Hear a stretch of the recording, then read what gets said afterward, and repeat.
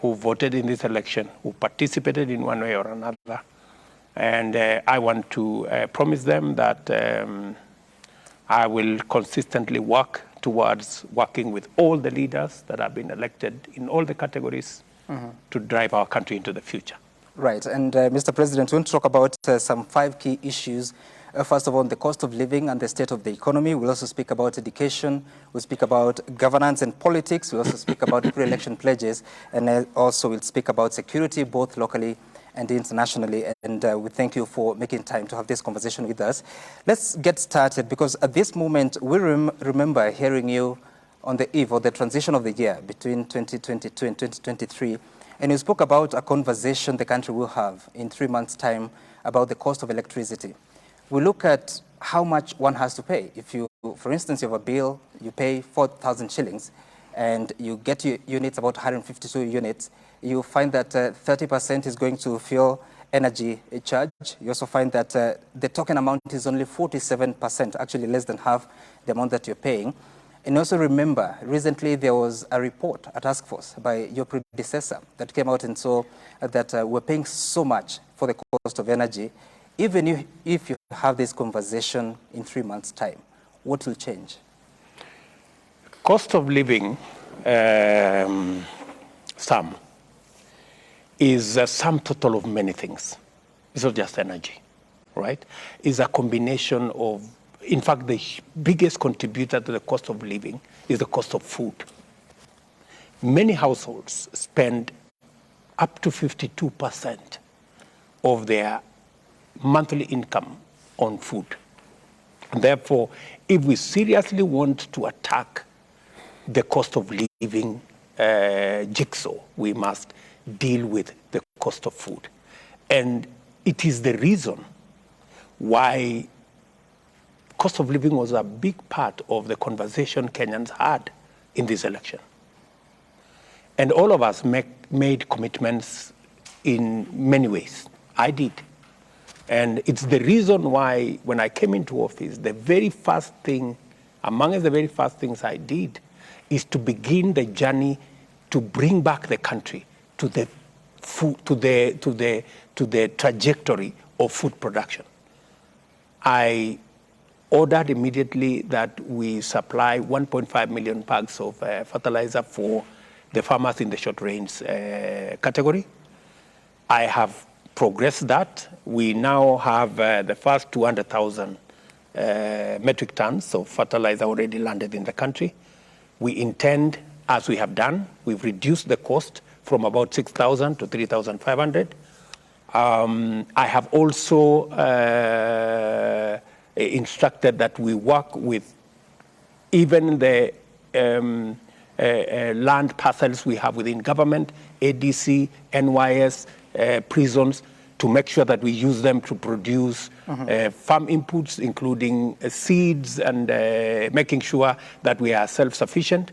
I have also worked out with the cabinet to ensure that, since we already have a gap that is obvious because of the kind of harvest we've had, the unreliability of rain, the high cost of inputs have contributed to where we are, you know. And for your information, Sam, here because we took 3 years not making the right decisions. We suspended the fertilizer subsidy program. We never intervened when farmers were asking for farm inputs. Today, I am promising the farmers of Kenya, just the same way we supplied the first 1.5 million acres, 1.5 million bags of fertilizer, we will supply 6 million bags of subsidized fertilizer to our farmers. We will make sure that they have the correct seed. We will ensure that they have the correct support. We are now working on mechanization. We have a program with Agricultural Finance Corporation to make sure that we increase the mechanization of our agriculture. We are currently at around 40%. We want to drive it to 80%. These are some of the interventions that fell through when we didn't get our trajectory right. But what I said, speaking to what you have said on cost of energy, there was an attempt, which was not well thought out, to try and introduce subsidies in that space, which failed miserably because we were spending 3 billion shillings every year to subsidize energy. There was no increase in consumption of electricity. There was no reduction of any products that were coming out of our factories. There was no increase of people who are getting employed because we had brought subsidy. It was just a waste. Nobody benefited. The consumers did not benefit. So it ended up just lining the bottom line of a few companies and a few people. Right. So what I have insisted and what government of Kenya is going to do, we are going to support production of food. We are going to interrogate the cost of energy, right? We have 3-4 lines, which I have instructed, we're going to spend 1 billion shillings to sort out 3 lines of transmission, 3 transmission lines, so that we can retire the plant we have in Moroni that is producing energy at 52 US cents, which is, we are getting power from our hydros at 4 US cents. Can you compare between 4 US cents and 52? And it's because we have power in Takwel, which we are not using maximum because of a transmission line. We have other hydros that we are not using because of transmission line. So I have already instructed that we complete those transmission lines within the next 10 months so that we make sure that we bring down the cost of energy, because we will retire some of the thermal power that is causing this huge cost. Right? So what do you do to the PPAs, the power purchase agreements and the independent power producers? Because according to the task force report, it was talking about the power cost for the financial year 2020, it was 87 billion shillings, which is 66% of the sales. They went ahead to say that, yes, the Kenyan was contributing about 72% of the power, but the resources that they were taking is about 48%. For the independent power producers, they are giving Kenya Power about 25% of power, but they're taking away about 47% of the payments. So how do you deal with that even as you go to the different transmission lines? Precisely. First, the turbine we are retiring in Moroni belongs to government. It's a Kenyan turbine. So that we will have no conversation. We will just retire that. Then we will have to have a candid discussion with our thermal energy producers. And for your information, we need them. The problem is, for the last 5 years, we haven't generated much of power. We have 400 megawatts of capped hydro, not hydro, but geothermal energy, which I have instructed that we should move with speed to unlock that potential. Because much as we want to retire the thermal power, we have a challenge of the amount of supply of power during the peak hours.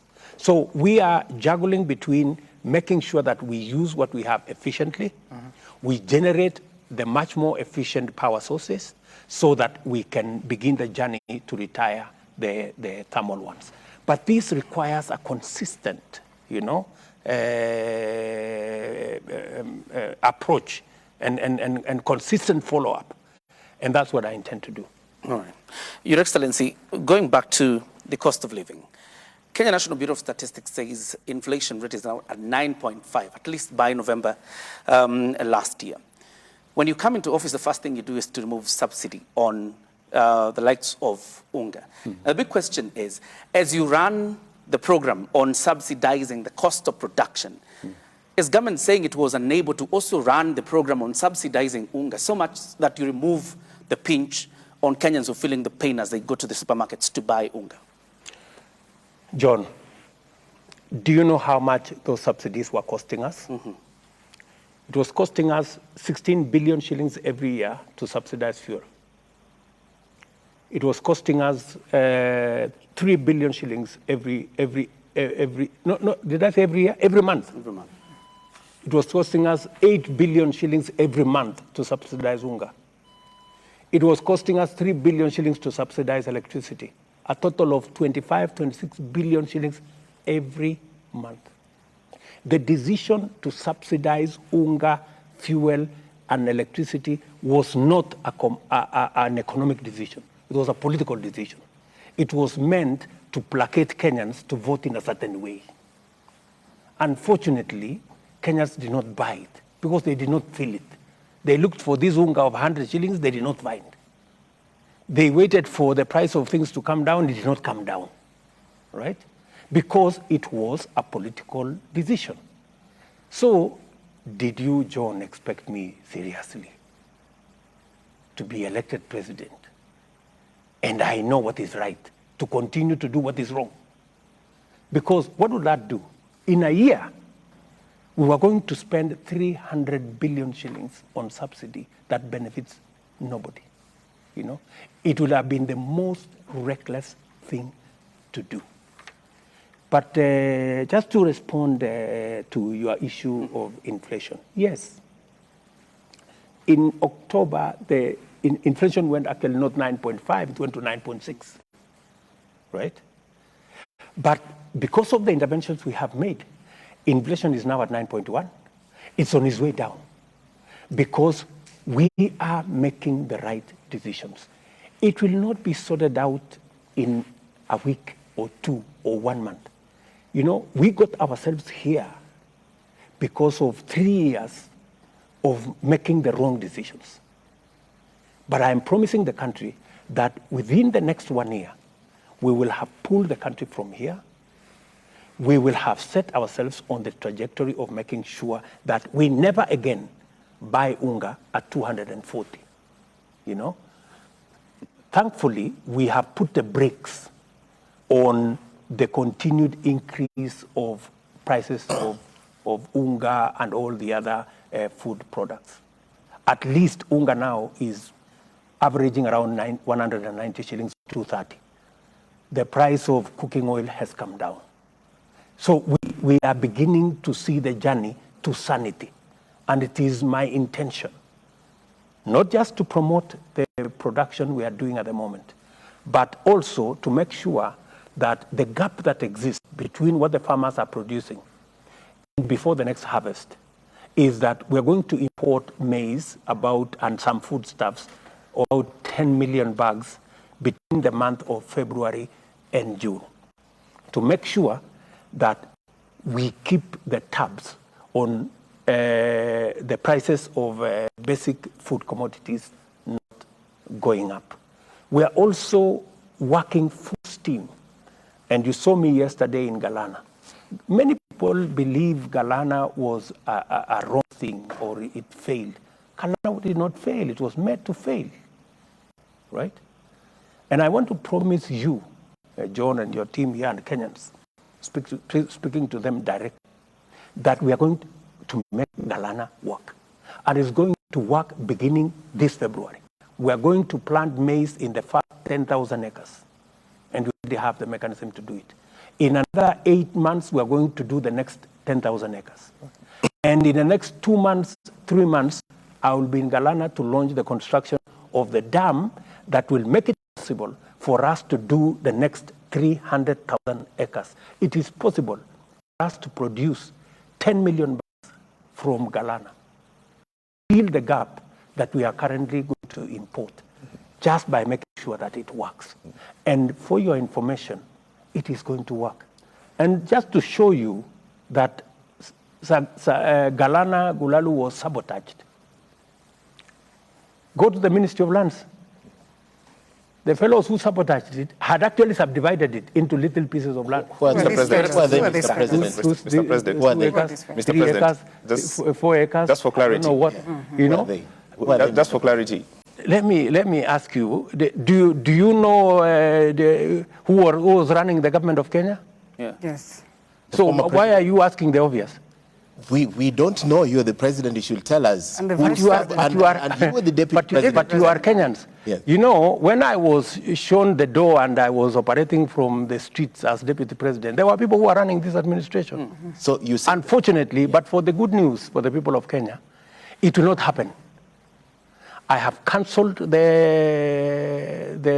parceling of that land. I have stopped it, and it will not happen because subdividing Galana into 2 acres, 3 acres is actually going to send people there who are going to require food relief to even live there. When we can actually, let me ask you, good people, Galana can feed 3-4 million Kenyans. Why do you want to go and settle 10,000 people? How will, even if you do maths upside down, how does 4 million people compare with 10,000? Mr. President, this question obviously asks you, and you've consistently said the subsidies were there, to quote you, to line the pockets of a few people. I think it is bestowed on you and to Kenyans to draw a line and say, who are these few people? You said 300 billion a year, for instance, for the last 3 years. That's 900 billion. Is there responsibility? So what are you saying? I didn't understand. Is there responsibility? Are those people who you're blaming them, are they going to take responsibility? The subsidies did not take 3 years. The subsidies were introduced. The Unga one was introduced for 1 month. It failed miserably.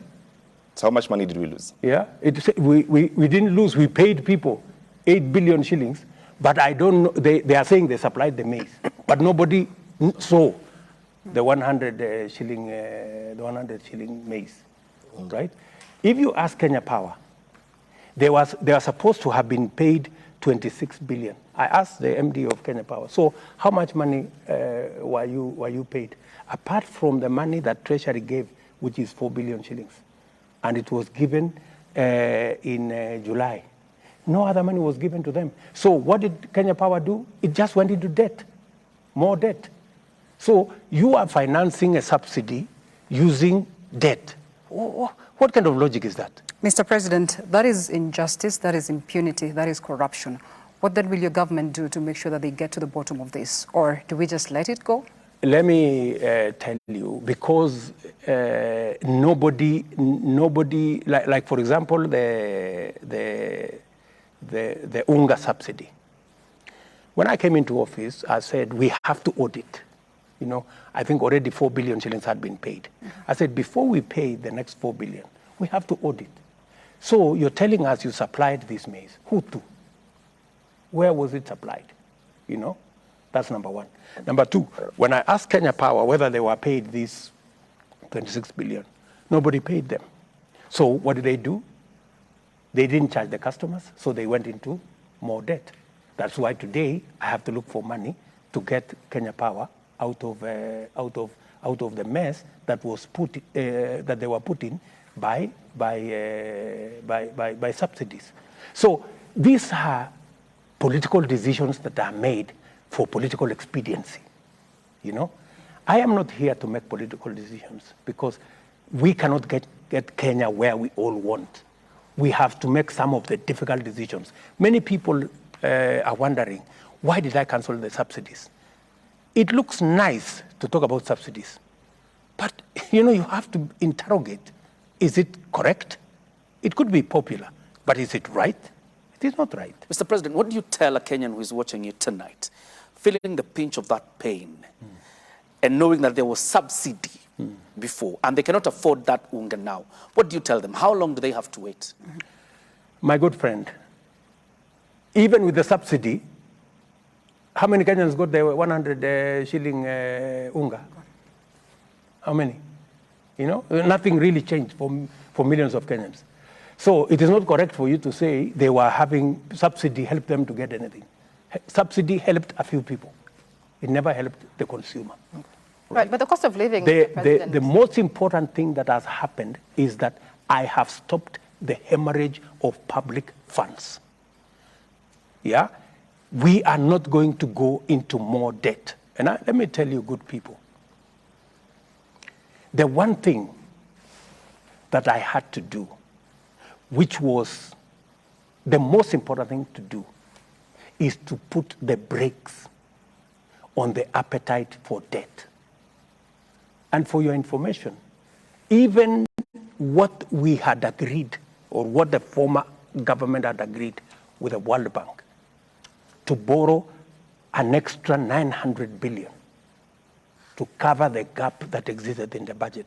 I have come, interrogated the 900 billion and said, please, good people, we are going to net off 300 billion. We are actually going to borrow 300 billion less because it is the right thing to do. We cannot continue to run our economy on the foundation of debt. We are going to bankrupt this country. What happens to the deficit? And that is why I have, you will see in the supplementary budget, we have cut down by 300 billion, the borrowing. And what have I done? I have started the trajectory to build our own revenue. You know, 3 things. Everybody is going to pay debt. It's going to pay tax, right? Starting with William Ruto. Everybody is going to pay tax. There will be no waiver for nobody, right? You saw people waiving, you know, the taxes for their businesses, you know. You buy this bank, you sell that bank, you waive taxes. You know, it's not going to happen under my administration. Everybody's going to pay debt. And number 3. Who did that, for the record? You know, number 3, you go find out.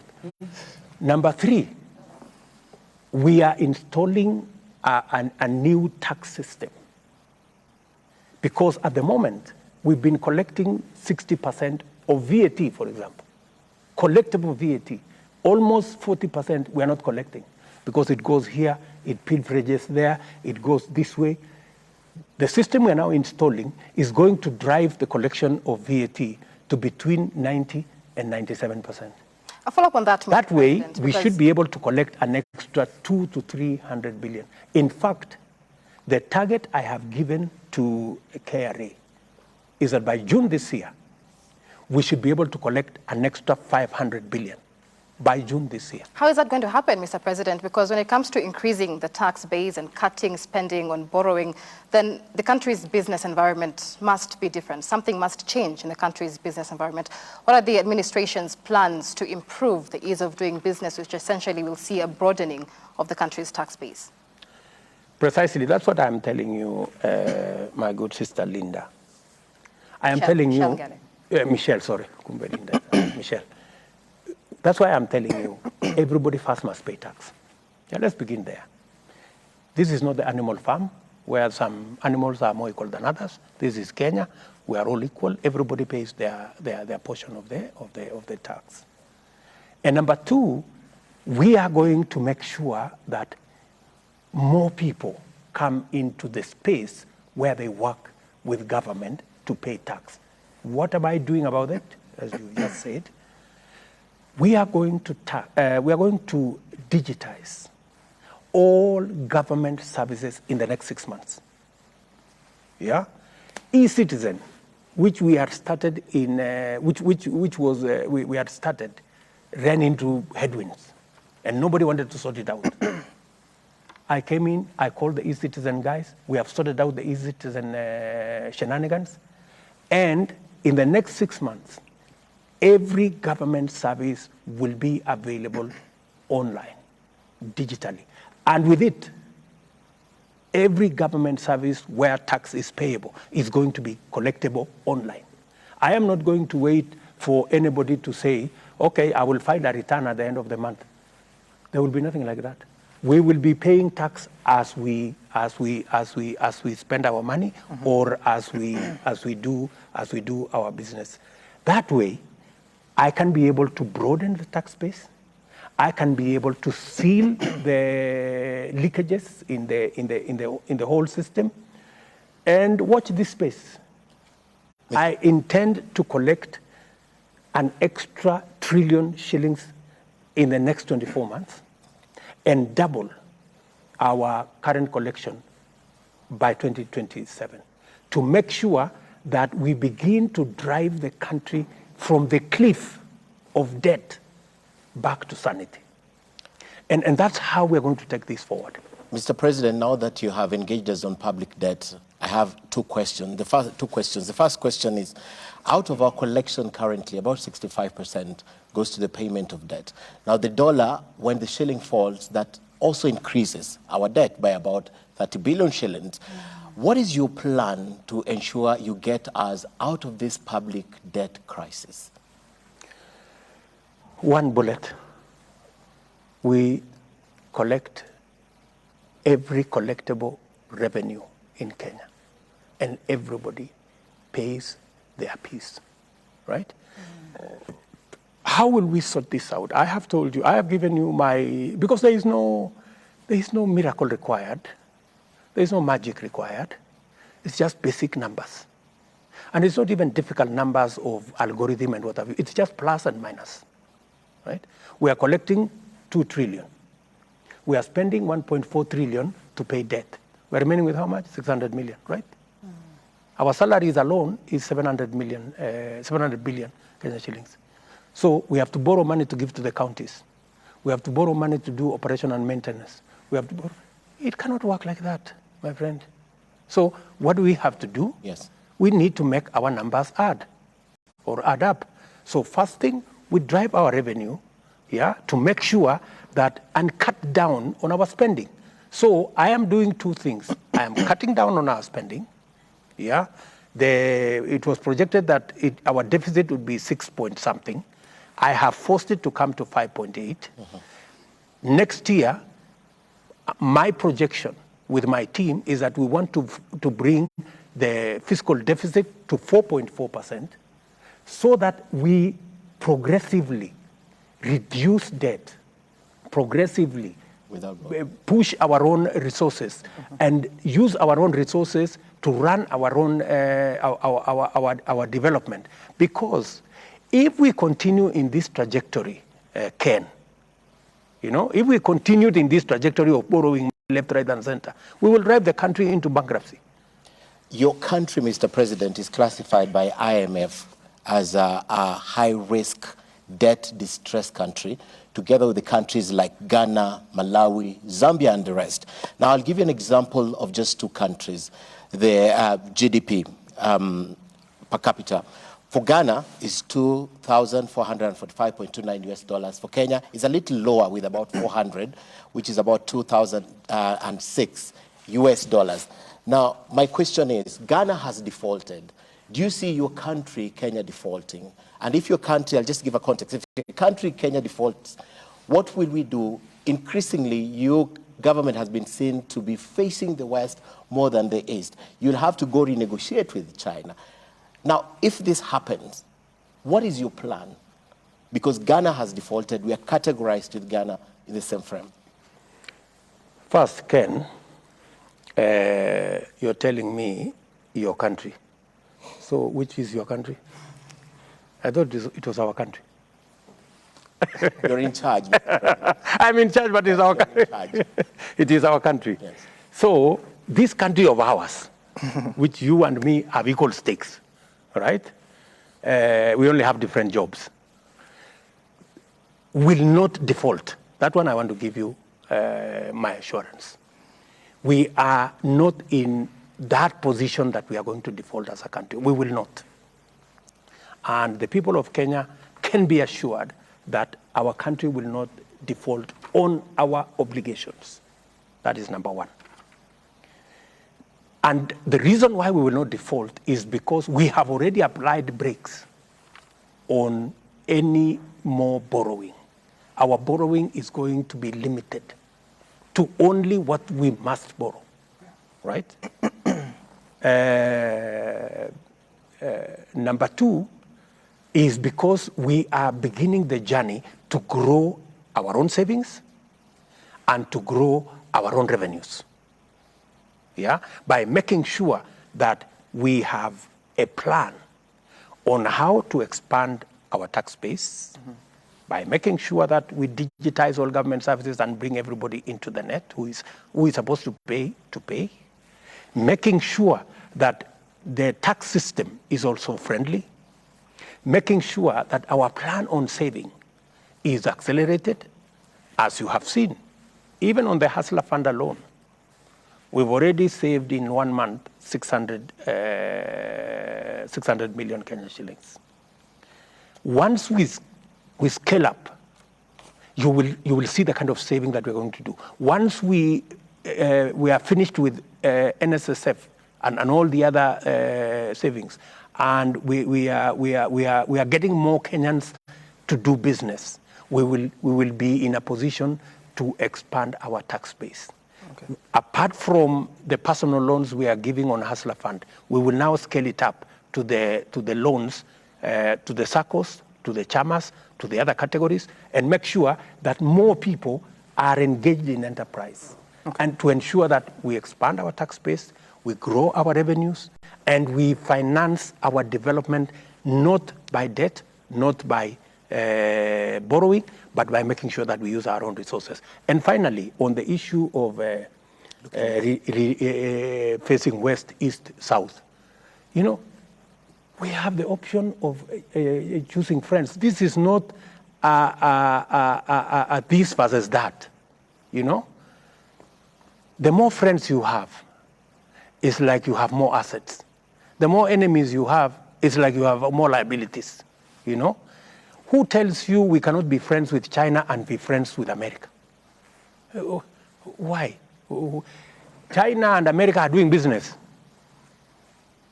Who are we not to do business with everybody?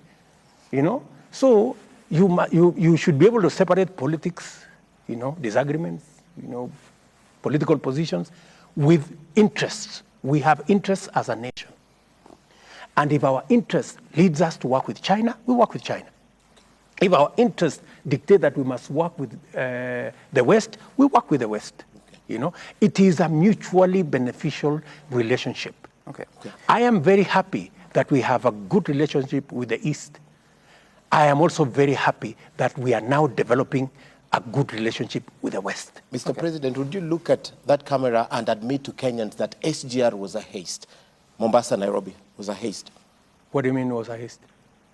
Obviously, it's been now documented that it was a huge theft of public funds, funding that SGR. No, I cannot, you know, I cannot say what is not absolutely factual, you know. We developed the SGR. The only problem that SGR ran into is it ran into capture by a few people, so that it was not allowed to do what it was supposed to do, right? So we are, and by the way, it is in my plan to make sure that SGR pays for itself, because it is possible. Mr. President, you mentioned something, because you're now focusing on the pre-election pledges that you've been implementing, and you started with the Hustler Fund, and I listened to you in the Swahili episode, and you spoke about some 20 billion shillings has been borrowed so far. The figures we have from the ministry so far, as of today, are 12.8 billion shillings. I don't know how you account for that difference, but also secondly, we know that the regulations that were prepared by the National Treasury and approved by Parliament say that, yes, money shall be appropriated by the House, but also there shall be a board to manage it. There shall be a secretariat to manage it. Who is managing the Hustlers Fund today? On the figures, I have so many figures, you know, by virtue of my position. I deal with quite a host of figures. You are correct that the amount that we have lent is not 21 billion. It is 12.9 billion as of this evening, right? I went and checked the numbers because my minister actually sent me a text and said, this is the 21 I mentioned were the number of transactions. It's actually 21 million transactions that have taken place. All the other numbers are right that I mentioned. So there is no discrepancy between my numbers and the others. Let's leave that there. Your other question was on who is managing the Hustler Fund. I decided that we are going to use the benefit of technology to run this fund. And that is why this fund is successful. If we had gone the route of forming a committee in every village, and a committee in every constituency, and another committee in every... First, we would not even have formed the committees. Forget about disburse the money, right? I mean, technology works, my friend. Which is true. So what we have done is we have engineered. We already have the K-Nest, which is approved by the RBA to manage the component of savings, you know, which is already in place. We have a board, yeah, that originally was part of K-Nest, which is now the board we are adopting to run the Hustler Fund. And the Secretariat is actually a consortium that we established between the government and our national mobile operators. But Mr. And President, we have a complete Secretariat, including even a call center that makes sure that citizens can... and that is good, Mr. President. Allow me to interject you. But regulations of your own government say Yes. that a board shall be constituted. In fact, the board chair is to be appointed by you, the president. Yes. The secretariat shall be appointed. The administrator will be appointed by that board. Now, you're using the board of K-Nest. How do you explain that difference? K-Nest, actually, the Hustler Fund is a product of K-Nest. You know, that's how we developed it, you know. And you see, Sam, while I agree with you that processes are very good, and we should do processes, but I think results are better. You know, is the Hustler Fund working? Have we disbursed money? Are real Kenyans today beneficiaries? Is that agenda moving forward? The processes are important. The results are also much more important. My submission to the people of Kenya is that for the first time, we have a product that doesn't require layers and layers and layers of bureaucracy, but a product that is working. The fact that a Kenyan somewhere, you know, he doesn't know William Ruto. He may not even know his MCA. He may not even be known by the Mzee wa Mitaa. But on his phone, somehow, he has gotten a government service and he has received 2,000 shillings and he is running his show. I think that's the best news ever. Mr. President, shouldn't that be the bold reason? Hustler Fund is such a far-reaching economic revolution, using your words. Shouldn't that be the bold reason why it should be anchored in law, institutionalized properly, so that it's not, as you say, a William Ruto product? Let me tell you, my good brother, Mr. Smart. Hustler Fund is anchored in law. Yeah? As I answered earlier, all the resources that are being used in Hustler Fund are public resources. We went through the public participation processes. We went through Parliament. We have established it. We went all the way to getting the license from the RBA to ensure that we are in compliance with the law and to make sure that every requirement of law has been satisfied before we apply public resources. And I want to give you my assurance that the success of the Hustler Fund is the benefit we gain from digitization and technology. I was very impressed when our mobile operators were so patriotic that they were willing to be part of this product, even if it, to some extent, undermined some of their own products. But they saw the national good. They say, yes, we are making money here. But if we can have a government-sponsored program that reduces the interest rate from 300% to 8%, from 1% per day to 0.02% per day, let us support this program. But how inclusive is the program, Mr. President, with the digitization and technology? We're speaking of more than 40 million Kenyans. In the first week of the Hustler Fund, more than 50% of those who borrowed were from Nairobi County. How inclusive nationally is the Hustler Fund? For your information, your statistics are not right. You should look at the current spread of Hustler Fund. It is national. In fact, every county, the variation is actually it is only on population. The larger the population of a county, the more the people who are borrowed. The smaller the population of a county, it is just commensurate. And again, for your information, even though you may think that maybe there are some people, because of technology, they cannot be reached, Michelle, you will be very surprised because you can access Hustler Fund even on Mulikamuizi, you know? So long as you have a Mulikamuizi, you are in business. And you don't have to know nobody. You don't have to know anybody. Even your neighbor is not important. But they are only, the committee, as I said, the committee is 3 people, is 3. Yourself, your phone, and technology. Finished. In case, because technology fails, Mr. President, in case Hustler Fund 2 years to come fails and there's something that goes wrong, who takes responsibility? William Ruto takes responsibility. Okay. Beyond that, Mr. President. Before we take a break, because there are Kenyans watching it. The buck stops with me. Okay. Pesa ya wazee, Mr. President, in 1 minute, because there are people who are asking, pesa ya wazee iko wapi? Pesa ya wazee is on. You know, contrary to stories being peddled around, you know, the challenges that we have faced with pesa ya wazee, the challenges we have faced with all the things that we're doing is because we do not have adequate public resources. You know, the roads stalled 1.5 years ago because there was no money to pay for them. You know, we must just appreciate that our economy was not doing well, and somebody needed to come and bring back our economy.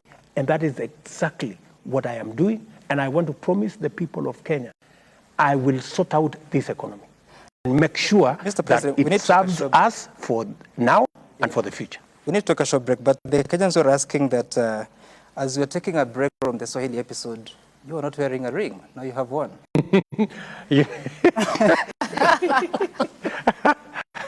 Sam, you are the only person who is also wearing a ring here. This one, it has no ring.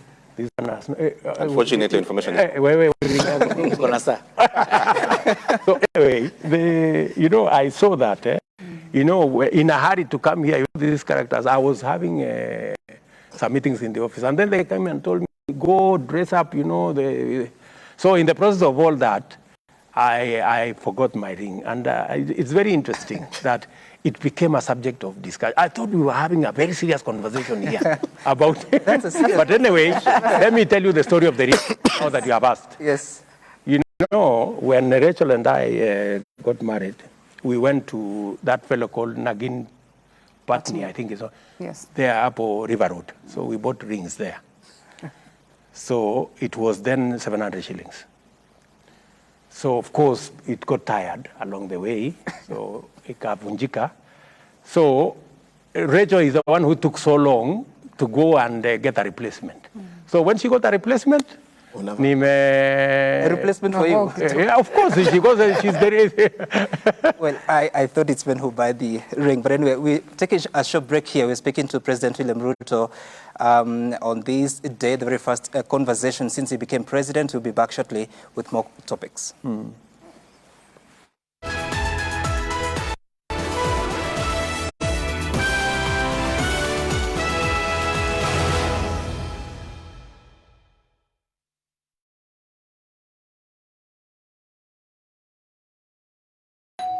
My father once told me, the future generations will remember us not by what we say, but by what we do. Shosh and Gooks. Here is my gift to you. It's Christmas time. Woman are Optiven by buying any of our value-added properties today. For any deposit of 125,000 shillings towards any of Optiven's property, you get yourself a Christmas voucher worth 2,500 shillings. He number 0790 300 300. The biggest names, the biggest games. The biggest winners, the biggest losers. The biggest headline makers, the biggest movers and shakers. In this special edition of the Football Review, we take a look back on 2022 and the teams, people and stories that shaped the year in football. Make a sure decision with Eldoret Technical Training Institute. Apply now. SMS your name, course, grade and email address to 0725 818 644 or visit our website www.eldorettti.ac.ke. Did you know you pay for more water when you buy regular softener instead of Downy concentrate? Downy is more concentrated, so just 1 liter can freshen and soften as many clothes as 2.5 liters regular softener. Don't pay for more water, pay for all-day freshness. Tony and I have a little announcement to make. We are all going on a destination wedding. Is it Hawaii? It's exactly the opposite. We want to get married at the Ice Hotel. Oh my God! It's like something out of a fairy tale. Welcome to the Ice Hotel. I think I just set Jenny up with the man of her dreams. And who's that? Oh, just your best man. I'm Craig. This is my daughter, Sarah. You're the best man. I think he's kind of bringing a +1. Who's the +1? Where'd she come from? I know that this is an ice hotel. I guess I wasn't expecting it to be so cold. I don't think she's enjoying this winter weather as much as she thought she would be. Oh! It's not for everybody. I don't want to be a complication for you or for Sarah. I wish I might. Everyone deserves to be loved and find that special someone. Have this wish I wish tonight. What did you wish for? Oh, I can't tell you that. And my dreams won't come true.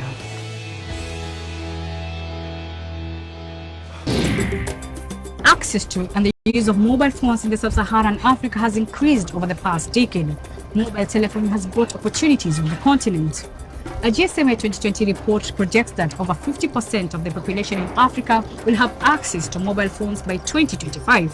However, limited digital skills and assistive technologies for the illiterate population and people with special needs is a major barrier. I am in Abidjan, the capital of Côte d'Ivoire, to find out how a smartphone innovation is working to bridge this gap. We had to look inward. If the entire world is going crazy because there's no particular raw material and we have it in abundance, why are we not creating it and then sending those finished products to the world instead of sending our raw materials to the world? The biggest names, the biggest games. The biggest winners, the biggest losers. The biggest headline makers, the biggest movers and shakers.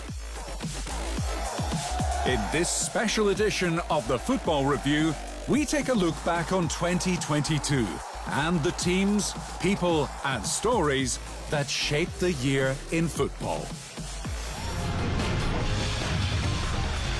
The Nation e-paper has an exciting new platform that is easy to navigate, gives a premium reading experience, you have access to past editions, and so much more. Scan the QR for a free edition today. Enjoy the truth, anywhere, anytime. Summertime is here, you know it's a holiday. School is closed, but feel the vibes. And flow. Now lean back, lean back, lean back, lean back, come on. Hard to the easy, into the...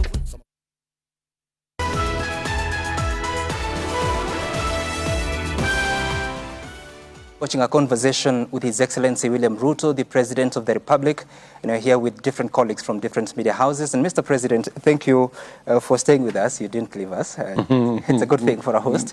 But let's talk about a very important conversation, that is education. On 23rd of January, Kenyans are supposed to take back their children, those who are parents, back to school. What do you think? Because junior secondary, grade 7, reports back to their primary schools.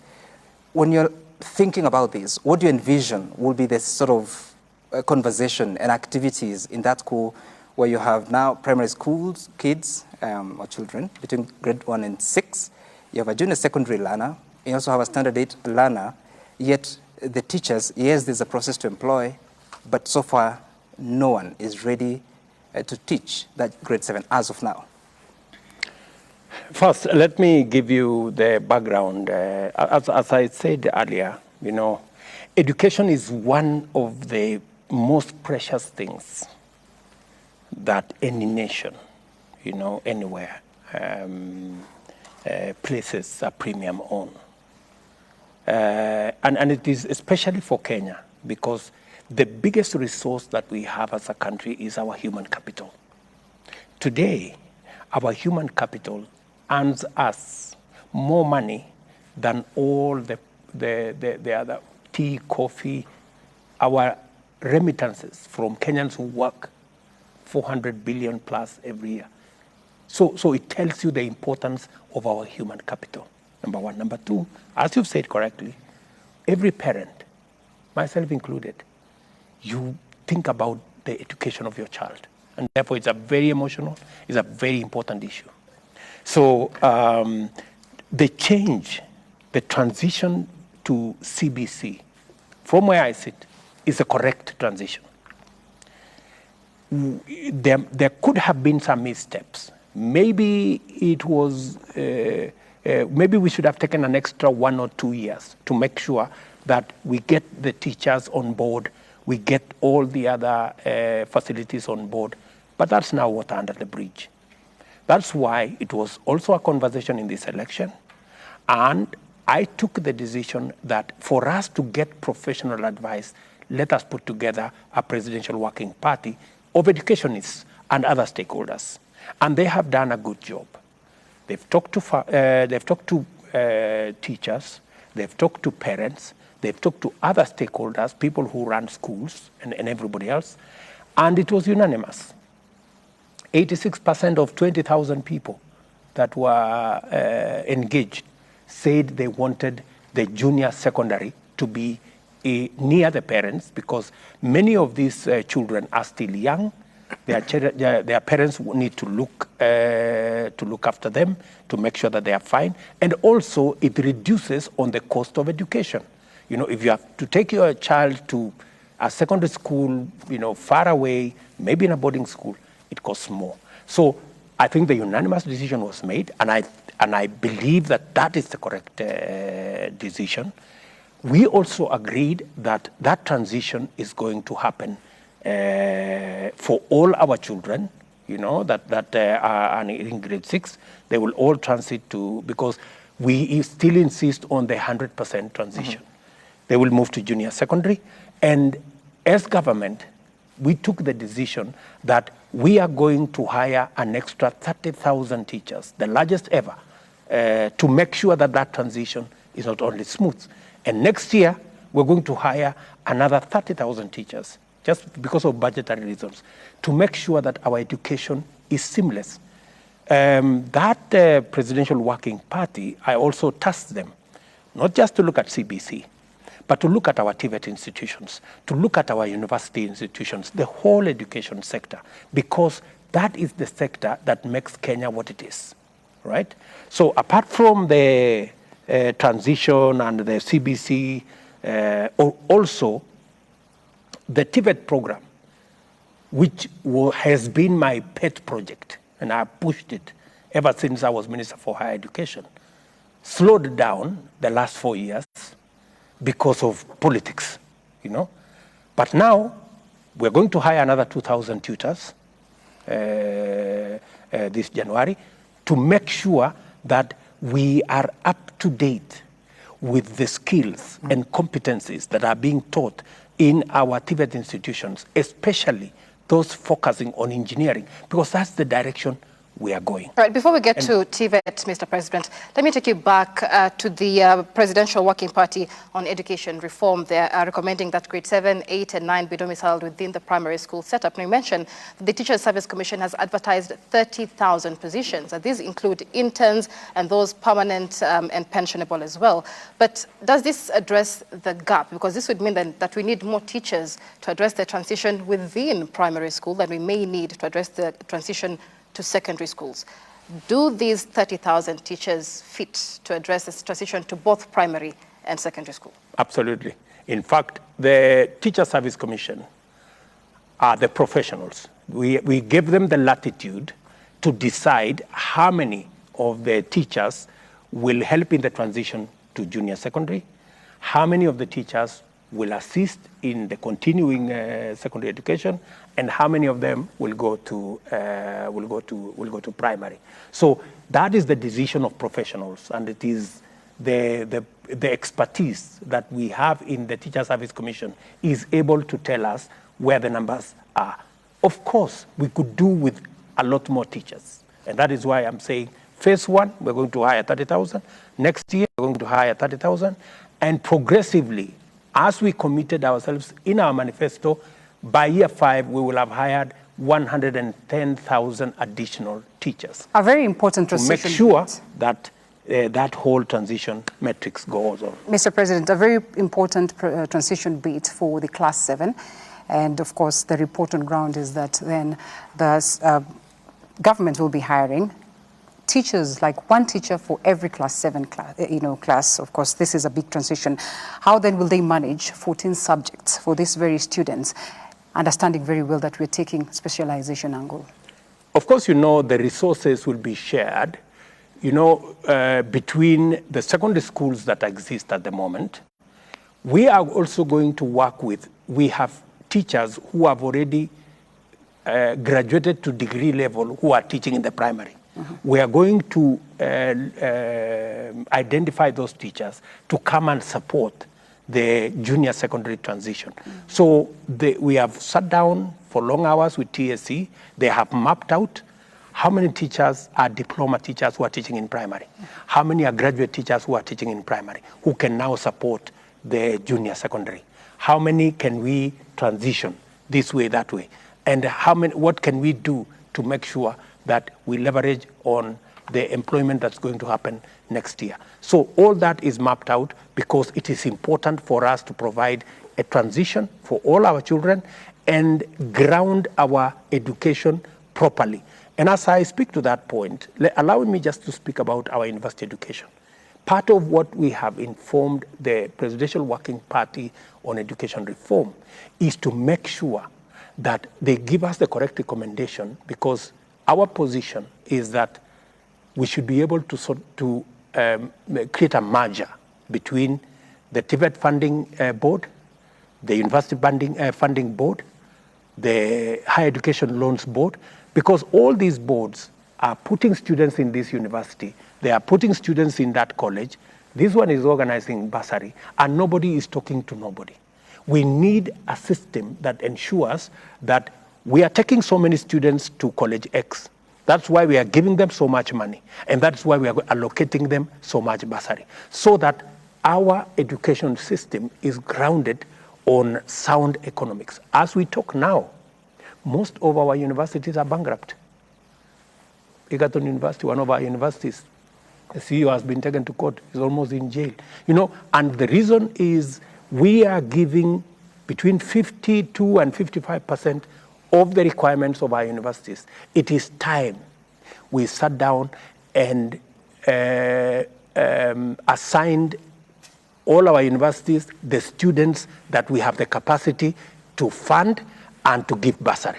All right, still on junior. Otherwise, if we continue this way, we are going to lower the education of our universities, and it's going to affect our human capital development, and that we don't want to do. Still on junior secondary, Mr. President, what should parents expect in supporting their students in junior secondary? As we speak right now, we have parents across the country who are in limbo because their schools their children are in do not have facilities, adequate facilities for them to transition to grade 7. Now, these parents will be staring at perhaps transferring their children to different schools, which again is a cost they did not anticipate. How will the government work about this to ensure that every child remains in school? Michelle, I don't think any parent will be advised to transfer their children to any other school. Because number one, we do not have a shortage of classrooms. Yeah? We have, in every primary school, we have an extra classroom for grade 7 to go to. That's number one. We are sorting out the teachers. We are sorting out the curriculum. That's all in place. The only thing that is going to be pending, and we intend to have a conversation with our members of parliament, is to build for them within 1 year a laboratory. Yeah? In fact, it is possible to convert some of the extra classrooms that were already built into laboratories. and it is possible for schools that share the same compound with the secondary schools for the grade 7 to carry out their laboratory work in the secondary school. So we have all manner of permutations to make sure that we sort out this transition. I am not saying it is going to be, I'm not saying it's an easy thing, but I want to promise you it's doable. You know, we have all hands on deck. You know, everybody is working seamlessly, and I want to thank also our members of parliament. They are very keen to support this transition with their allocation of CDF. Mr. President, as you transition to the next topic, on that education matter, you're talking about bringing together the University Fund, TVET Fund, and HELB.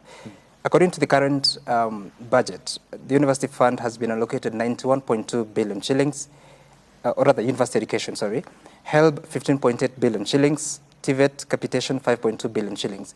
And I'm just wondering, even if you put the body that is financing students together with the body that is financing these institutions, at the end of the day, it's a question of resources. So how does that resolve if your government cannot allocate revenue? Already, we are pushing the resources that are available for Higher Education Loans Board, you know, to 21 billion. Yeah, that will be reflected shortly. We are also working with the university, and that's why I made it a subject of the Presidential Working Party, because we need some candid talk and firm decisions on how many students should we admit.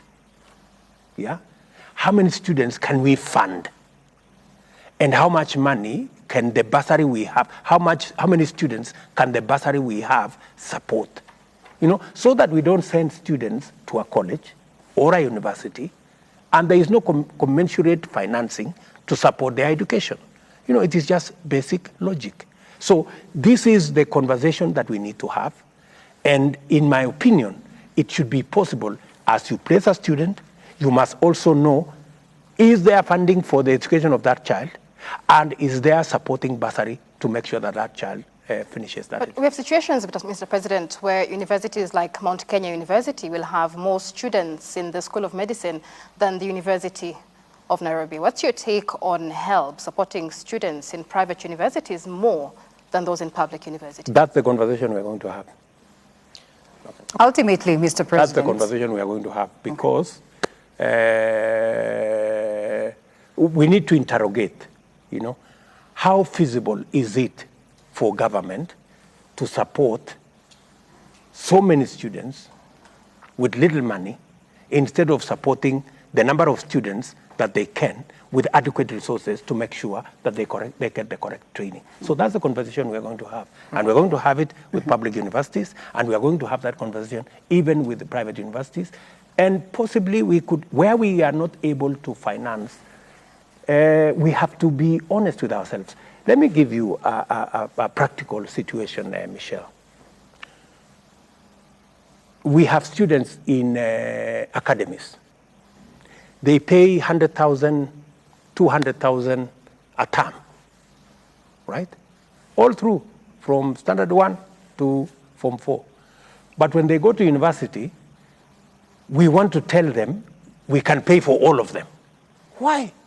If a parent is able to pay for their child in primary and in secondary, why don't we allow them to pay for their child in university? So that we support the children of the people who cannot afford. Why, for example, would my daughter or son of William Ruto be given bursary in the university when William Ruto can afford? Or for that matter, Ken Michungu here, or James Matt.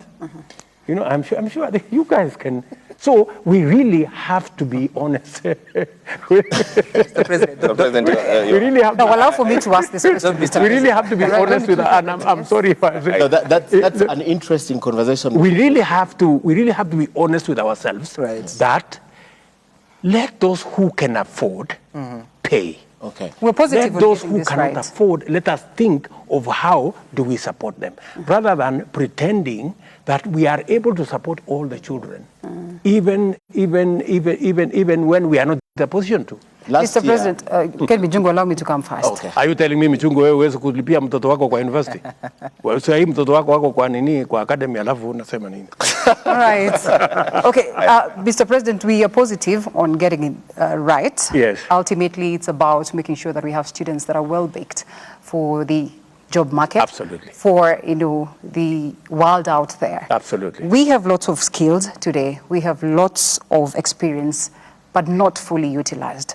What are you doing to make sure that then, after all said and done, these skills, this experience will be utilized for economic growth? 3 things. Number 1, we have to drive our industrialization and manufacturing value addition agro-processing agenda. It is a big part of our plan. And that is why I have set the Ministry for Investment, Industry, and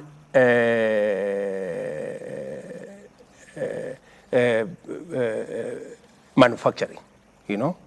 The Ministry of Investment, Trade, and Industry.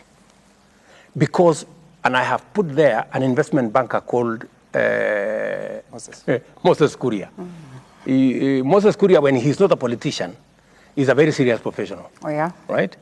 And I have confidence that him and his team of PSS, I have given him 3 PSS, very serious people, they will deliver on that agenda. We want to reverse the slide back in our manufacturing. Our manufacturing has gone down as a percentage of GDP from 9% to 7%. We have agreed with the ministry, we have agreed with the Kenya Association of Manufacturers, we have agreed with KEPSA, we have agreed with everybody that we are going to do a 20 by 30. We are saying by 2030, manufacturing should be contributing 20% to our GDP. That's the plan we have. That's how we are going to create the jobs. You're saying that we have so many skills. That is why I have also moved forward the completion of the Dongokundu, for example, a special economic zone where we are estimating to hire maybe 30, 40, 50,000 people.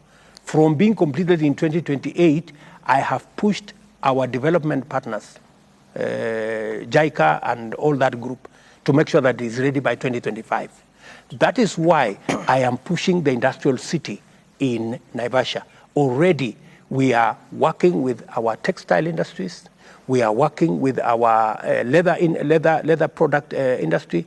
You may want to know, Linda, that we are wasting close to 50% of all our hides and skins being eaten by dogs, being buried. When we are buying shoes, we are buying leather products that we should be producing using our own labor, using our own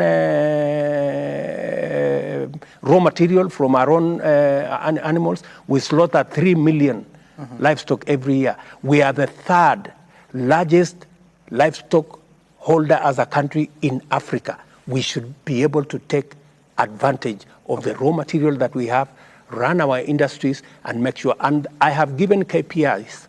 And that is the conversation, by the way, we are going now to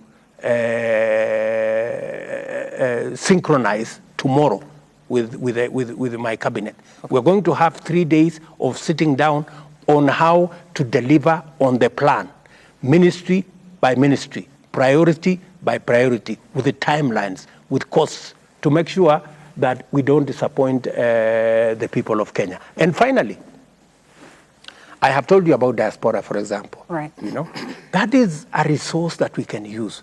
Kenyans are outstanding everywhere they go, whether it is in the tourism industry, whether it is in the hospitality industry, whether it is in whatever other industry, they stand out globally. That's why I'm saying we have a resource. I intend, just 1 minute, Tabadali, Sam. I intend to drive the agenda to make sure that we leverage the many Kenyans who have skills, as Linda has said. We get them working everywhere in the world. That's why I've set up the Ministry of Diaspora. And I have put there a PS. And I have told her she has no other business. She must get Kenyans working everywhere. And every Kenyan who is working everywhere must be serviced by the government of Kenya. I intend to raise, by God's grace, the 400 billion to $1 trillion. Then we will be talking business. So we will be creating jobs locally, and we will be driving our jobs agenda internationally. Okay, Mr. President, let's make progress and talk about the security situation in the country. And recently we had some sentiments from the new Inspector General that you appointed. He was talking about the police and defending themselves. We also had the Deputy President, Rigathi Gachagua, saying that the police must protect themselves, do not provoke them. And this is coming at a time that it's just over 100 days that you said that there will be no extrajudicial killings in this country. So when IPOA comes and complains, then they're called busybodies by officers that you've appointed. How do you explain that? And what is the agenda of the government moving forward to ensure that there will be no such kind of activities? Let me repeat, for the avoidance of doubt, there will be no extrajudicial killings in the government of Kenya under my administration. Yeah? That is a chapter we must close and weld and bold and put it behind us. The police, I have sat down with the command of the police from the IG downwards, and we have agreed that they will operate within the law. Operating within the law includes defending themselves. Yeah? They are licensed to use firearms to deal with criminals, but to also defend themselves. Because if they don't defend themselves, they won't even be there to sort out the criminals. So let us not, I don't think the Deputy President or indeed the IG said that they want to continue with extrajudicial killing. That is not our policy, and we are all aligned as government. I have, as an administration, I have said we are going to respect and we are going to work with all institutions that makes sure that government works in the manner in which that's supposed to work, respecting the rule of law constitutionally. So the Independent Police Oversight Authority has our support. We are going to fund them. We are going to support them. And in fact, already, I have told them that they must begin to give us a program on the investigation of how we ended up with close to 200 Kenyans being killed and dumped in rivers. They must come. They must come to the country and tell us, right? And so whenever you find this institution maybe saying something contrary with another institution, that's the beauty of democracy. That's the system of checks and balances. That's why the opposition, sometimes they don't agree with me or they don't agree with government, but that does not mean that we have war, you know? It is this is how the system is meant to work. Every institution is supposed to check the other institution. Mr. President, and to make sure that everybody has a constitutional mandate. Everybody must operate within their constitution. If the constitutional mandate of IPOA is to make sure that there are no excesses in the police, that is their duty, and they must carry out that duty. Mr. President, I'm here wondering, you have been a subject of harassment by police officers and some of your allies too. And police officers claimed they were following or operating within the law. When you say that they, in defending themselves, they're operating within the law, it appears like there's a way police understand the law and how Kenyans understand it. So my question to you is, give a clearer direction when you say that they can defend themselves within the law, because sometimes operating within the law has different meanings. The police not can, they must defend themselves. That's the law, you know. They must defend themselves. They cannot put themselves at risk, you know, and be able to continue being a police force that helps us sort out our security. But, yes, I have been a subject of harassment by the police. But you heard me. I spoke clearly, with clarity, and I told the IG and all the commanders who came here from every county that they have no business carrying out political orders. let them go and read the Constitution and read the law, And I have told them there is no government person or opposition person. We are all taxpayers. They must protect all Kenyans the way they protect the president. Yeah? Whether they voted for the opposition or they voted for the government party, that's not the place of the police to go and choose and pick. All Kenyans, irrespective of how they voted, are taxpayers. They are entitled by right to protection under the law by our security agencies. And they have it very clear. I have told them, I have called the provincial administration, the national government administration officers, from the regional commissioner to the county commissioner, and I have told them it is not in their place to play politics. Yeah? His Excellency, are you aware? They must respect every elected leader, whether they are elected, and work with every elected leader, whether they are elected on the government side or on the opposition side. An elected leader is an elected leader. And I have told them to support government activity, government programs, that is their business, to make sure their IDs are issued, all the other government services are delivered in all areas, irrespective of who voted in which place. I have also told them they must support government, county government functions and programs.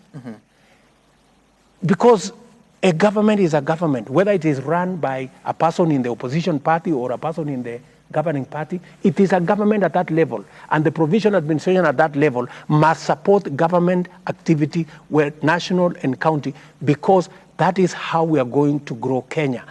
Government functions, government programs that support the people of Kenya must be supported by all government people. Mr. President, are you aware that we have about 750,000 pistols and rifles in private hands, of course, more than the police and military combined? And of course, this is according to a survey, a Geneva-based small arms survey.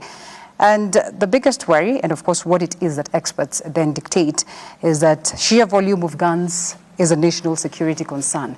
If everybody were to go out and protect themselves, the police within the law, the people, Kenyans who seem to have lost faith in the aspect of security, that's why they'll go around, in search of guns and all that. Some of them unlicensed. What would it mean? For your information, Linda, we have, the reason why we have a government is that so that we can delegate some of the functions to some people. Yeah. Otherwise, if it becomes everybody for himself, then we stop being a nation and we stop being a state, and we just become something else, right? So, small arms is a big challenge, correctly, not in Kenya, in our region, and the use of proliferation of illegal firearms in the wrong hands is part of the challenge we are facing with even the cattle rustlers, the terrorists, and all these other criminal operators.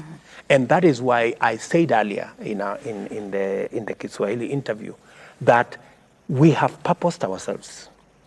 And the CS, Professor Kindiki, his peers, Mr. Omolo, are properly guided on what we should do as government to rein in on these runaway crooks and ensure that we deal with them decisively. We have made huge strides. As I told you, I was in Baringo in December, and they were saying for the last 7 months we have slept, But let me also tell you that it is not over until it is over. So we will keep upping our game. There is need for us to upgrade some of the equipments we are using. There is need for us to enhance our mobility for our security forces. It boils down to the budget, And that is why I am really focused on sorting out the economy, because that way we will have the resources to sort out our roads, to sort out our security, and to sort out the things that are dear. CS Kindiki Kithure says, and I quote, "We cannot afford to have a country where citizens live in constant fear, and we will not spare any effort, even if it means using the KDF. The Constitution dictates that the KDF are then released only as a last resort, and of course to restore peace, but with approval of the National Assembly.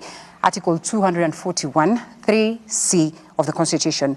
Is the banditry menace as bad and severe such that the government would consider KDF?"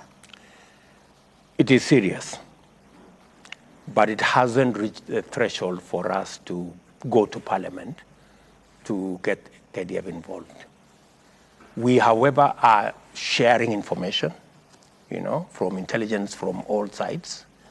We are sharing facilities and resources, and in some of the areas, we are making the decision that it's good to have security installations in some of these areas. Like, for example, in that whole North Rift, we're going to have some of the training facilities for our security agencies to cement government presence in some of those areas, and to make sure that whenever we need to deploy, we are not deploying from afar. So there will be, for example, a garrison being built up by the army in Lodwar. There will be another garrison that will be built in the Suguta Valley to make sure that people feel, because security is also presence, real presence. So we are deploying, all manner of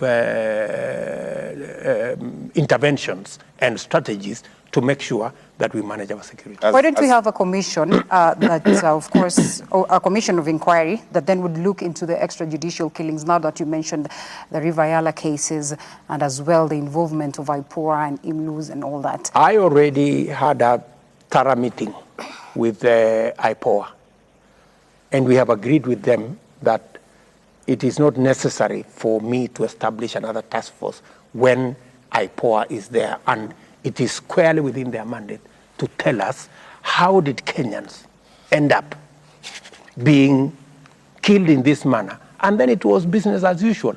30 bodies in Yala, there's 17 bodies in Garissa. I don't know how many bodies were. People, there was a container here at the Nairobi area where people were being slaughtered in a police station. How did we end up there?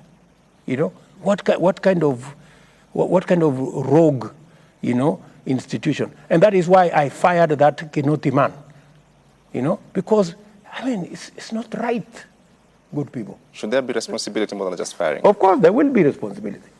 He did not resign? You fired him? We'll have another. Okay, can we move this forward, Your Excellency?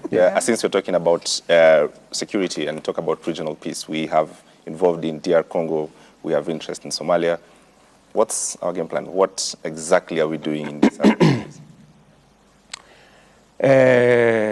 Smart. We, as a country, and maybe many Kenyans have been wondering, I have been to DRC, I have been to Uganda, I have been to Ethiopia, I was in South Sudan. Kenya has the largest economy in this region. And we have huge interest in the stability of this region.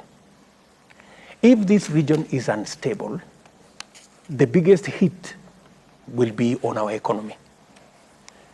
Apart from that, we need to pacify this region so that the East African community can become a real market for our products.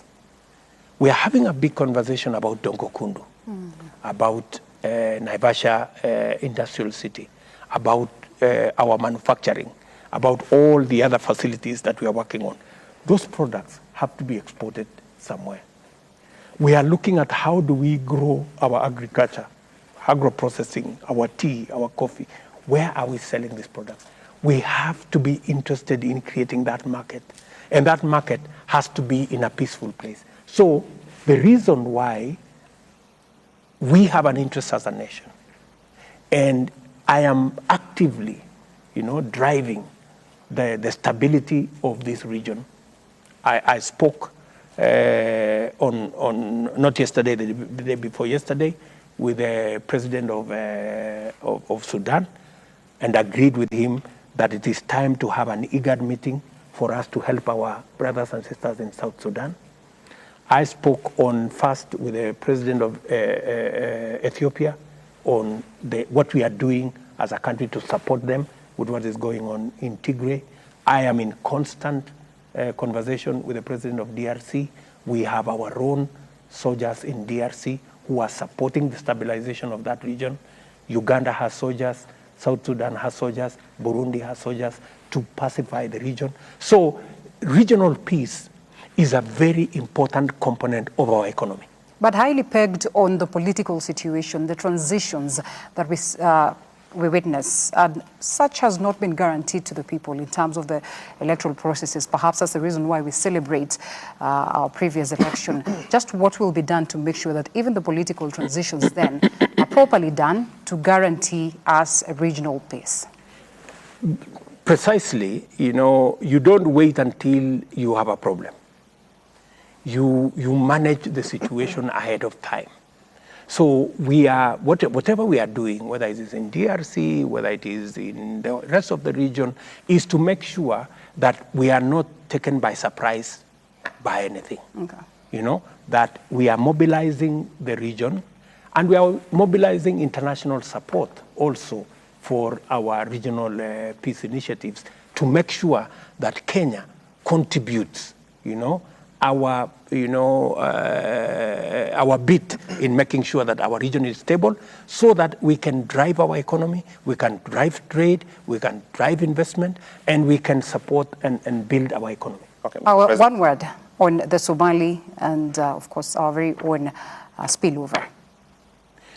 Somalia is a very interesting situation, and we now have a leadership in Somalia that are working with us. And we're not only working with the president of Somalia, we are very happy that he's now consolidating even with the regional presidents in Somalia, so that we jointly attack the Al-Shabaab menace. We are very happy that at least we have some synergy and agreement.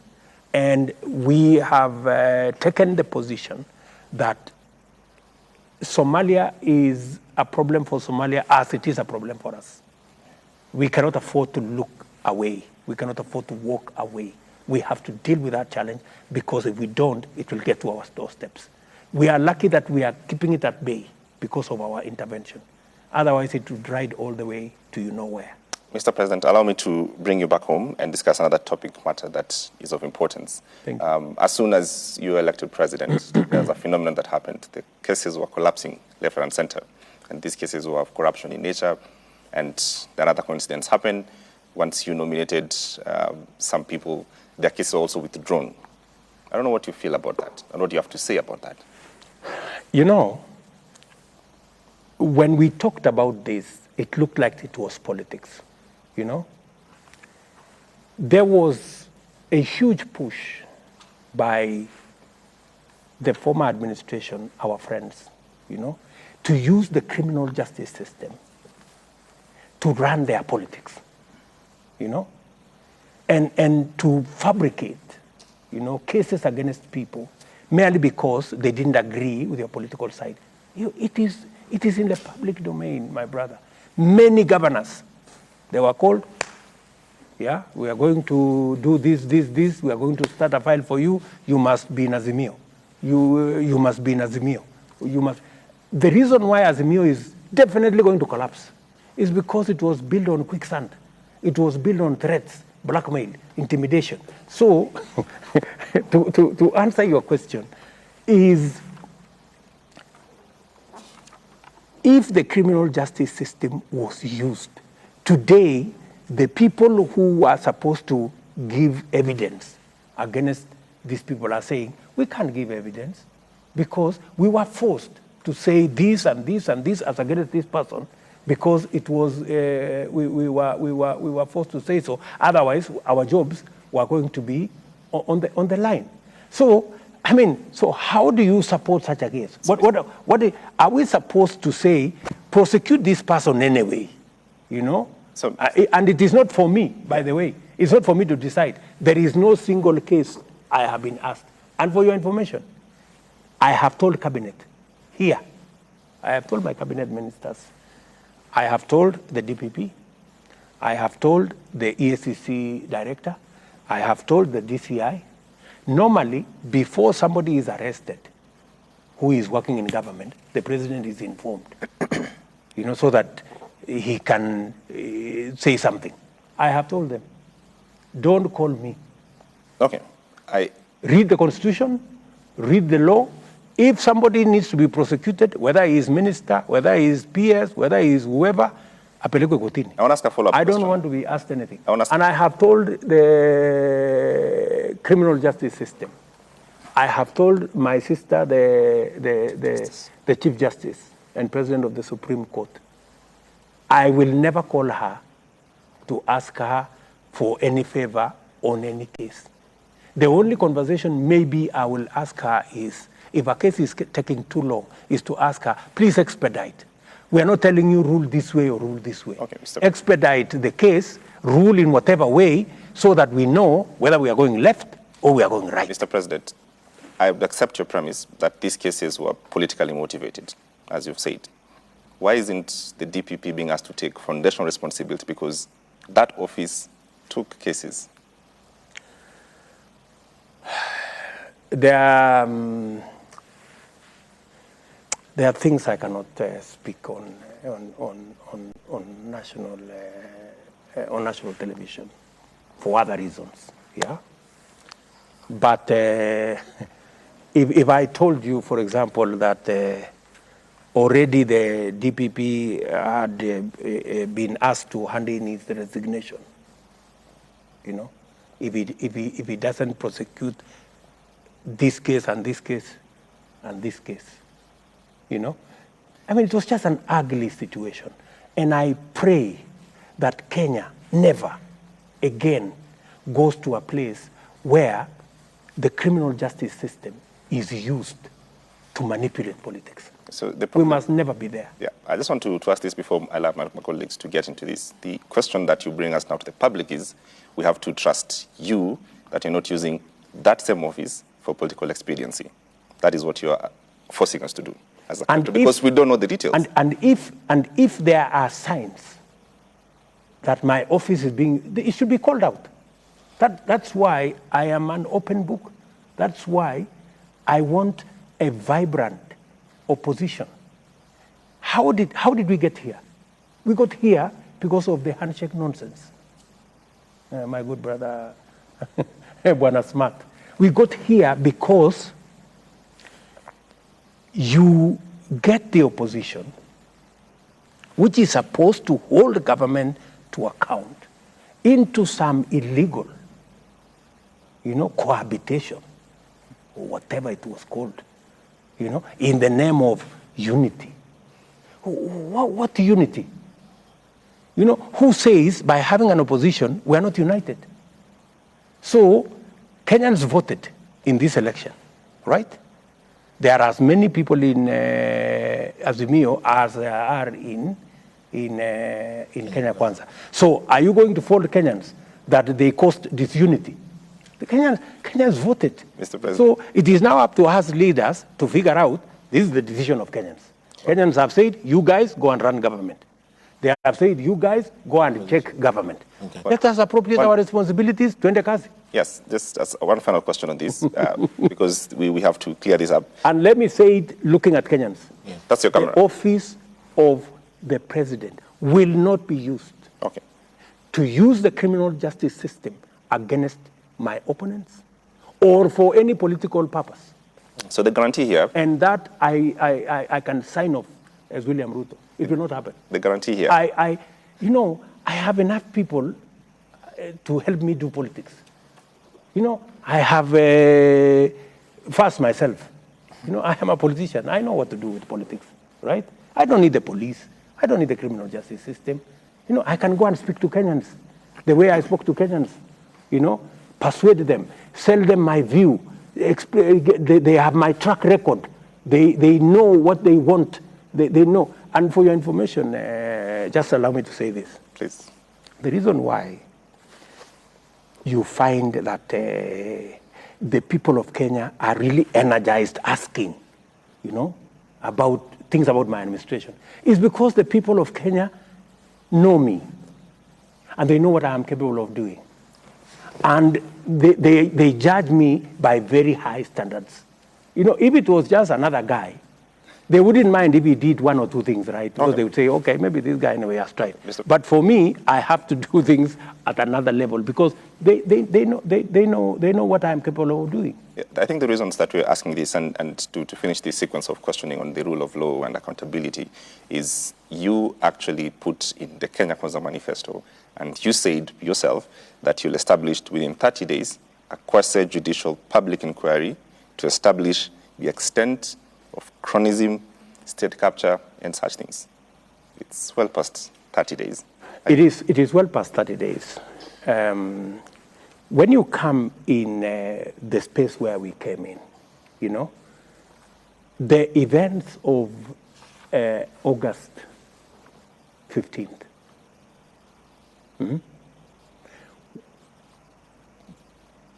were horrible, because even the military, a sacred institution, had been roped into the scheme to sabotage the will of the people of Kenya because of that state capture menace, right? If Chebukati were to tell you the kind of hell he went through, yeah? If the day the story of August 15th will be told in Kenya, yeah? You will know why I am delaying, yeah? Because now I have to balance between, do I sort out the economy? We are almost in the red, or do I swing this big thing that will drain our energy? I want to promise you that that story will be told one day. This state capture will be done one day. But you'll establish the commission? We'll establish the commission one day. But where we are as a country, I have to balance. If you were to sit where I'm sitting, James, yeah, you would know why I have to go slow on certain things to allow the country to get out of the mess we are in, without overloading it with so many other issues. Our plate is full, so I have to kind of balance, but I want to promise you that that story will be told. Okay. Mr. President. Yes, sir. The political system that we are in, straight after you named your cabinet, what is the coincidence that I'll just mention three names? Your own deputy, Rigathi Gachagua, in fact, he's getting his 200 million shillings back. Aisha Jomo, your cabinet secretary, and Mithika Linturi, your cabinet secretary. These were cases, not one. Some had multiple cases in court. You want to tell us that you didn't have a hand in their clearance and the stalling of those cases? Let me look again at the people of Kenya. William Ruto, the president of Kenya, had nothing to do with the cases that were dropped by the DPP against not just the three, any other case. Okay. And you can sit with my good brother Nurdin and ask him directly whether he has received a call from me to tell him, drop this case or drop that case. Do you think it's just natural, Mr. President, that Rigathi Gachagua, who was just the other day a member of parliament, is now the deputy president, and his cases are falling?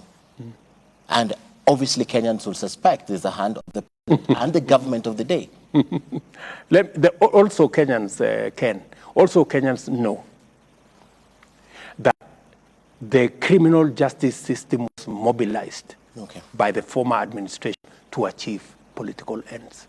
Okay. Otherwise, for your information, with all these cases, how did we get ourselves elected? I mean, if all this was true, are you telling me the 7 million plus Kenyans who said, no, these people are the right people to lead our country? Are you telling me our election was done at night? How different or in a dark place? From you what you said. What I am telling you is the people of Kenya can decipher between what is right and what is wrong. Okay. Right? What is right, what is wrong, and what is right. And if my good friend Gadi Gachagua had anything to do with that matter, these people would have jailed him long time ago. Okay. I'll talk about your deputy in a moment, but tell me, from what you have said based on James Smart's questions, you support a very strong political system. Yes, you I want the opposition to sit on their side, you want to do your work. And if you do this, why is it that political parties are complaining that they haven't received their funding? If you really intended on supporting these political systems, why can the political parties, which your political party that brought you to office is one of the biggest, I believe it's also affected, but the other smaller parties are complaining first quarter, second quarter, third quarter of the funds are not yet in the offices. This is a sabotage. You don't want them to grow, yet you support a strong political system. So it is sabotage, says who, and the by, political parties and by who? Political parties that Yes. are saying they haven't received the first quarter, second quarter, and third quarter. Have they also told you that even my own party has not received any funding? You're the ruling party. Yes, even the ruling party has not received any You're the funding. ruling party. Perhaps you have funding. Them, they're outside the government. From They need where? to survive. Let me tell you, Ken, I am a very big believer in building political parties as institutions of governance. In fact, a country, a democracy, a government is as good as its political party or political system. You know, it is the way we are going to detribalize our politics, is to build political parties, strong, credible, issue-founded political parties. That's what we should do, right? And on this, I have said not once, not many, not once, not twice. On this, I have said you must give credit to my former party called ODM. We started ODM together with others. Yeah, at least they have gone. You know, they've existed for long enough. Unfortunately for me, Jubilee, which was my party, was destroyed. You know, by characters there. So what I am a strong believer of building political parties as institutions of governance. And I will make sure that there will be adequate resources always for the political parties. Okay. The challenge that we have is money was provided. It was sent to the ORPP, you know. But the challenge is some parties went to court to quarrel about the amounts. Surely, as somebody who respects the rule of law, do you want me to go and override the courts? Okay. You know? How does this? So, the same way I am waiting, the court have taken, the people have gone to court, I cannot appoint CASs, I am waiting. So, those ones are also waiting. Okay. People have gone to court. When the court decides, because we all respect the court, we will Your Excellency, you have been elected for the first 5-year term. I want to bring in an aspect of your election that perhaps would be of interest. There's something that happens in this country, political patronage. Already we are seeing conversations going on in your own party, for example, with Nairobi County, and I know my colleagues will talk about it, where Johnson Sakaja is actually put on the chopping board. We supported you in this election. You have to do our bidding. But my question is, based on some of the proposals in the past, for example, the BBI proposed 7-year term. Straight after your swearing in, there was an outrageous proposal on removing the term limit, which you rejected as soon as it was mentioned. But my question is, would you, now that you sit on that seat, would you propose, for example, that what was being mooted then, a 7-year term, for example, an amendment of the Constitution, a single term for the president, ends this patronage so that you are not heavily burdened by the next election in 2027? So, you know, I have a 7-year term, 1 term, I'm gone. Would you say that would be important to end this culture of political patronage? I don't have the monopoly of making proposals for changing the Constitution. I have made mine. Why don't you make yours? Including even that one. That's okay. There's no problem.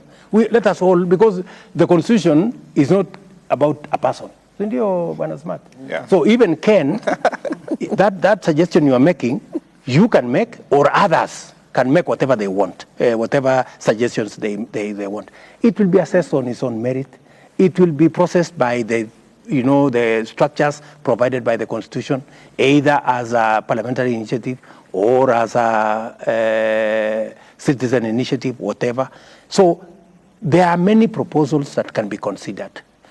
I have made the ones that I think, for me, from where I sit, my desk, I want the issue of two-thirds gender sorted out for 2 reasons. Number 1, I made a commitment to women of the Republic of Kenya.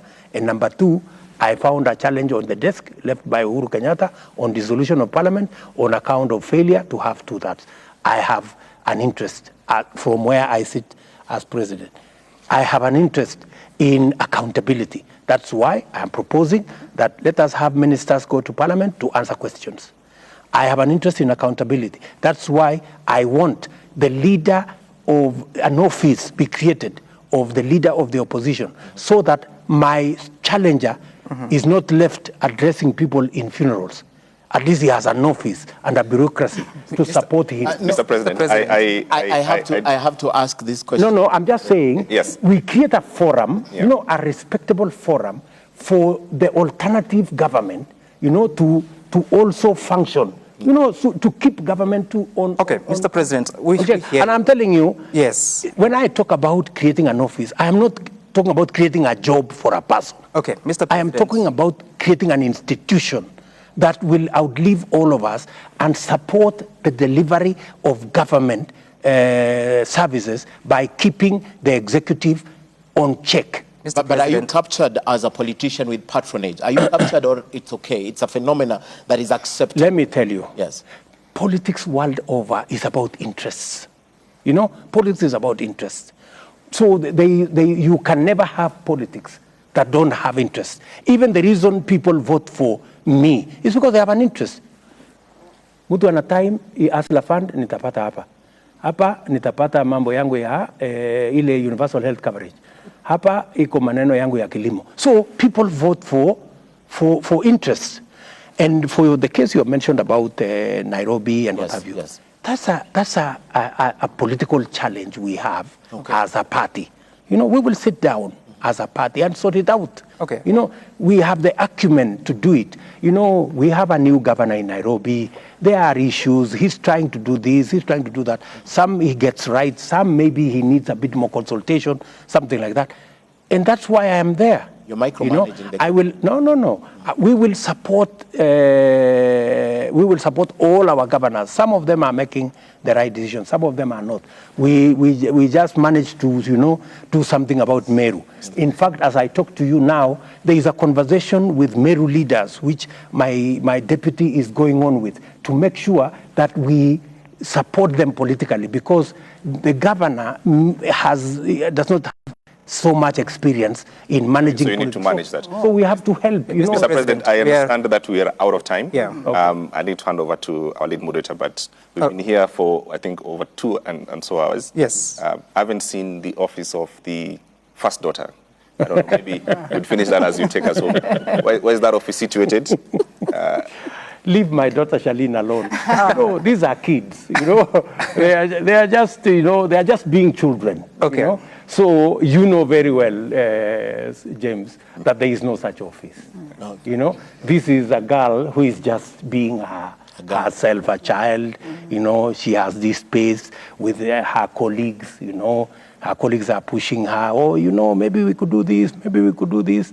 But you know, she's okay. You know, she's just tapping into the privilege. She's just being the daughter of William Ruto, and sometimes she doesn't know the divide between the president and the father. So, you know. All right, Mr. President, we have less than a minute, and let's use that to look at. You promised that there would be 50-50 gender representation in cabinet. You have 15 male CSs, 7 female CSs. You have 39 male PSs, and 12 female PSs. What happened? I could have done better. But you know, as I told you, politics is about balancing many things. You're balancing regions, you're balancing age, you're balancing this, that, the other. And you know, there was even a very interesting scenario. One of the female governors called me and told me that please make so-and-so PS. And of course, he was pushing for a male person. So I told her, Governor, I already have problems, you know, with the women. Instead of you pushing me to appoint more men, you should be pushing me to appoint some more women. So that is why, part of the reason why I have appointed a gender advisor in my office, because I intend to pursue this thing beyond the appointments I have made in cabinet and in PSS. That is why I am pushing the agenda of two-third gender rule so that we can sort out and expand the space of women beyond the appointments we are making, so that we can create that much more room. Mr. President, thank you so much for your time. And thank you, the viewer, for supporting us with sharing some of the questions. And Mr. President, there's been a lot of interest on this. Some negative, some positive, but I think it is the work of the President. I am used to that space. So thank you very much, Sam, and your team, for also finding time for us to have this conversation. And thank you very much, the great people of Kenya, for listening to us. My assurance is that we will not drop the ball, and we will make sure that we discharge on our commitments. All right. From the rest of us, it is good night. My name is Sam Gituku from Citizen TV. Bye for now.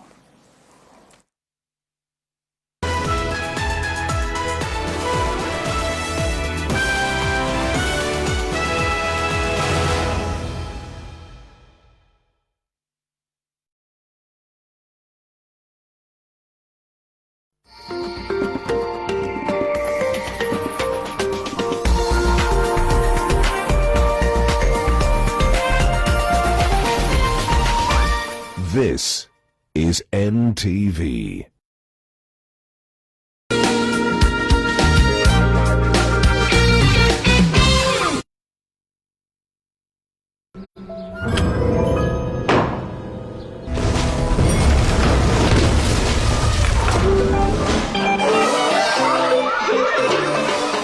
Santon, a fun new world of flavor, fruity freshness in every sip. The biggest names, the biggest games. The biggest winners, the biggest losers. The biggest headline makers, the biggest movers and shakers. In this special edition of the Football Review, we take a look back on 2022 and the teams, people and stories that shaped the year in football. Make a sure decision with Eldoret Technical Training Institute. Apply now. SMS your name, course, grade and email address to 0725 818 644 or visit our website www.eldorettti.ac.ke. Tony and I have a little announcement to make. We are all going on a destination wedding. Is it Hawaii? It's exactly the opposite. We want to get married at the Ice Hotel. Oh my God! It's like something out of a fairy tale. Welcome to the Ice Hotel. I think I just set Jenny up with the man of her dreams. And who's that? Oh, just your best man. I'm Craig. This is my daughter, Sarah. You're the best man. I think he's got to bring a +1. Who's the +1? Oh my God. Where'd she come from? I know that this is an ice hotel. I guess I wasn't expecting it to be so cold. I don't think she's enjoying this winter weather as much as she thought she would be. Oh! It's not for everybody. I don't want to be a complication for you or for Sarah. I wish I might. Everyone deserves to be loved and find that special someone. Have this wish I wish tonight. What did you wish for? Oh, I can't tell you that. Then my dreams won't come true.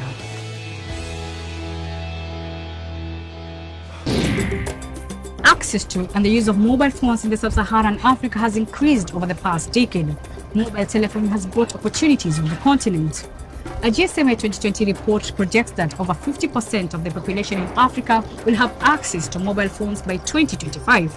However, limited digital skills and assistive technologies for the illiterate population and people with special needs is a major barrier. I am in Abidjan.